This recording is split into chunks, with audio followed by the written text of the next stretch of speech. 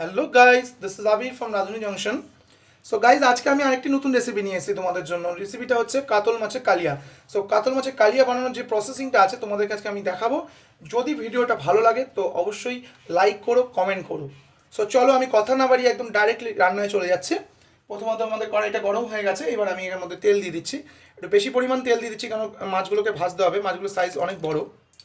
তারপরে মাছগুলো ভাজার পরে তেলটা, বাদবাকি যে তেলটা থাকবে সেটাকে তুলে নেব। তুলে নিয়ে পরিমাণ মতো তেল দিয়ে রান্না করব। সো তেলটা দিয়ে দিয়েছি, গরম হচ্ছে। আর এই সময় বলে রাখি, যারা তোমরা নতুন যারা ইউজাররা আছো, দেখছো, ভিউয়ার্সরা আছো, আমার চ্যানেলটাকে ভিজিট করছো, সো পারলে অবশ্যই যদি ভালো লাগে সাবস্ক্রাইব বাটনে ক্লিক করে দিও। আর পাশে যে নোটিফিকেশন বেল আইকনটা আছে সেটাও একবার ক্লিক করে দিও। তাহলে আমার কাছ থেকে নিত্য নতুন রেসিপি তোমরা দেখতে পারবে। সো চলো, কেমন আছো তোমরা? জাস্ট লক্ষ্মী পুজো গেছে, এবার আসছে কালী পুজো। এবং একটা আমাদের বলতে গেলে বাঙালিদের সব থেকে মানে ভালো পুজো, বলতে গেলে বড় পুজো হয় কালী পুজো। বাট এই বছর তো বড় পুজো হচ্ছে না, কারণ হচ্ছে লকডাউন হওয়ার জন্য সব জায়গায় দুর্গা পুজো ছোটো হয়েছে, লক্ষ্মী পুজো ছোটো হয়েছে, কালী পুজো। সো কালী পুজো স্পেশাল আমি কোনো কিছু রেসিপি নিয়ে আসবো তোমাদের জন্য, তোমরা অবশ্যই দেখো। চলো, তেলটা গরম হচ্ছে, এবার আমি মাছগুলো দিয়ে দিচ্ছি।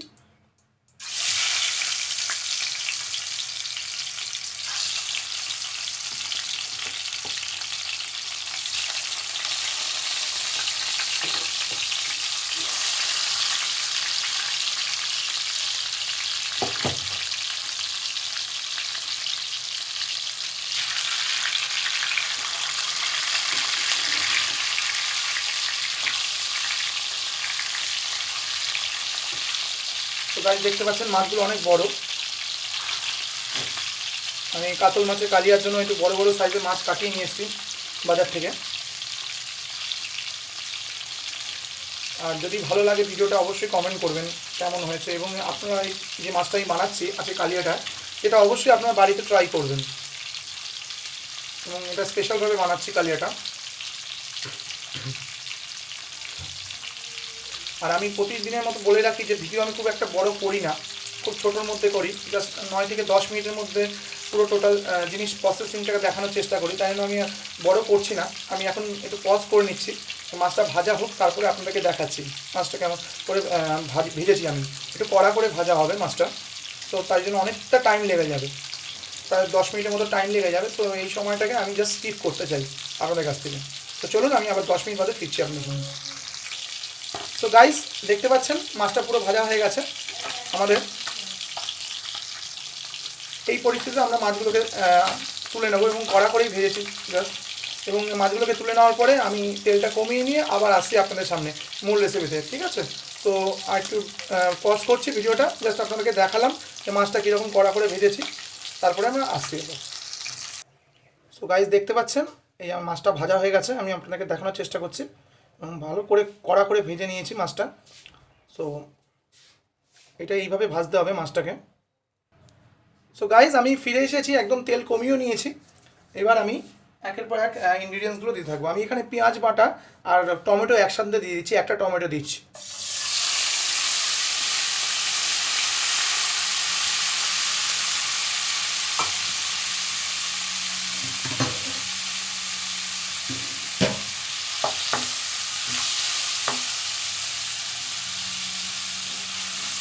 এই সময় আমি বলছি পেঁয়াজটাকে ভালো করে কষাতে হবে।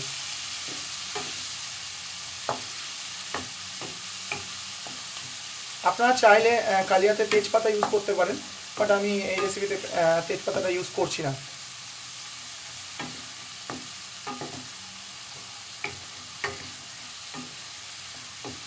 পেঁয়াজটাকে ভালো করে কষিয়ে নিতে হবে,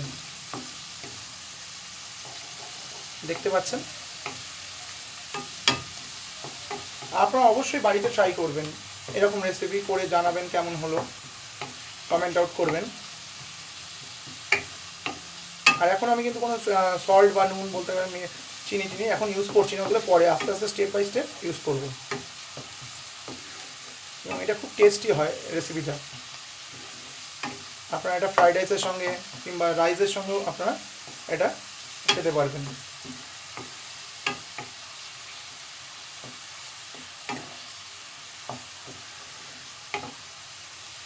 আর বলে দিই, ডেসক্রিপশনে আপনারা যদি চান এই ইনগ্রিডিয়েন্টসগুলো আমি দিয়ে দেবো, কী কী তৈরি করতে, কালিয়া তৈরি করতে গেলে কী কী লেগেছে। আর আমি এটা কাতলা মাছের কালিয়া বানাচ্ছি, চাইলে আপনারা ওইখান থেকেও দেখে নিতে পারেন। তো চলুন পেঁয়াজটা কষা হোক, তারপরে আমি আবার ফিরছি। তো গাইস দেখতে পাচ্ছেন পেঁয়াজটা হালকা লাল রেডিশ কালার এসে গেছে। তো পেঁয়াজটা আমাদের এখন কষা হয়ে গেছে। এইবার আমি একের পর এক ইনগ্রিডিয়েন্টসগুলো দিতে থাকবো।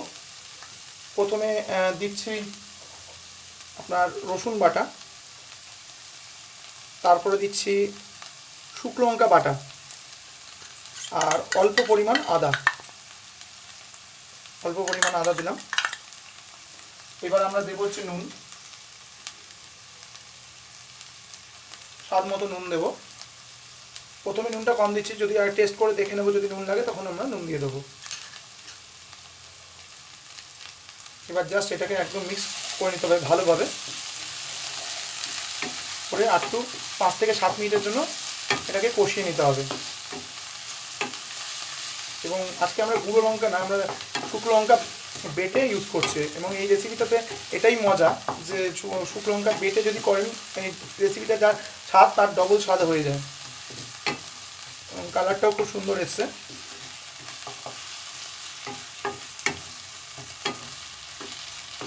আমি 7-8টা শুকনো লঙ্কা এখানে বেটে নিয়েছি গ্রাইন্ডারে।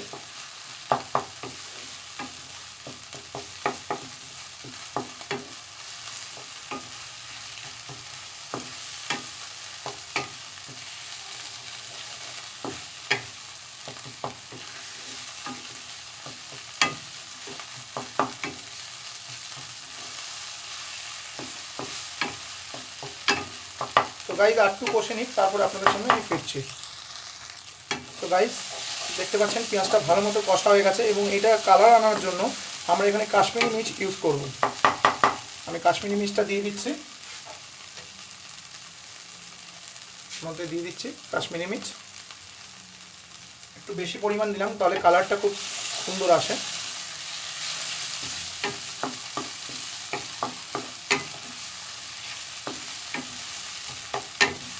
টক দই দিয়ে দিয়েছি, এখানে কাজু বাটা দিয়ে দিয়েছি, দেখতে পাচ্ছেন। এবার আমি জাস্ট এটাকে মিক্স করে নেব এবং একটু জল দিয়ে দেবো এর মধ্যে।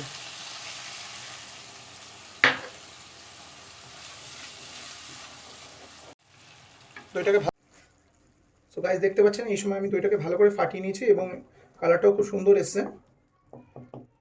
আমি দিয়ে দিয়েছি এবং এটাকে কিছুক্ষণের জন্য আমাদেরকে ভালো করে কষিয়ে নিতে হবে। এবং কাজু বাদাম দিয়েছি এর মধ্যে, আর দিয়েছি দই, টক দই। এবং এই রেসিপিটা মেনলি টক দইটা ইউজ করা হয়ে থাকে।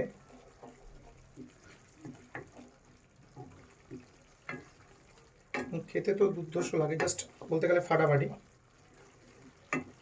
এবং প্রপারভাবে বানাতে পারলে খুবই টেস্টি হয় কাতলা মাছের কালিয়া। খুব সুন্দর একটা ফাইন ফ্লেভার বেরোচ্ছে এখান থেকে। আর আমি আবারও বলছি, আপনারা এই রান্নাটা দেখুন, দেখে আপনারা নিজেরাও ট্রাই করুন বাড়িতে, করে অবশ্যই কমেন্ট আউট করুন, জানান।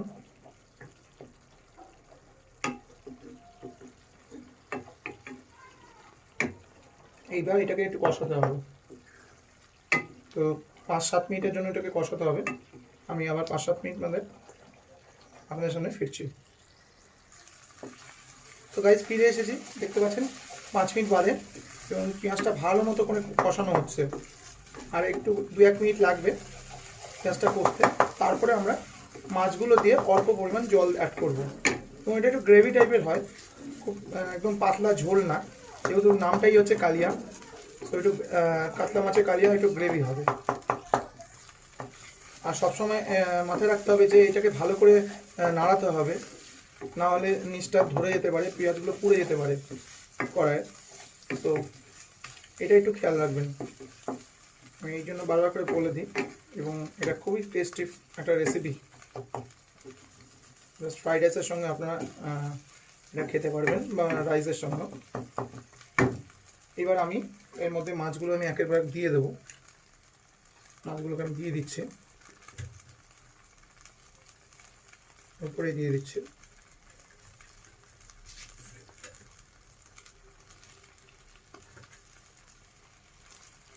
এবার আমি এর মধ্যে জল অ্যাড করে দেবো।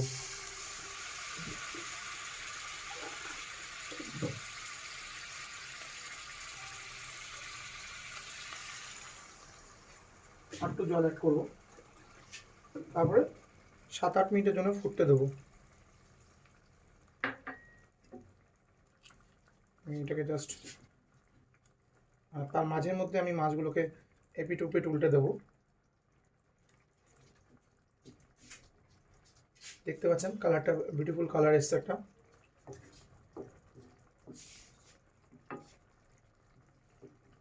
এটাকে আমি উল্টে দিই জাস্ট।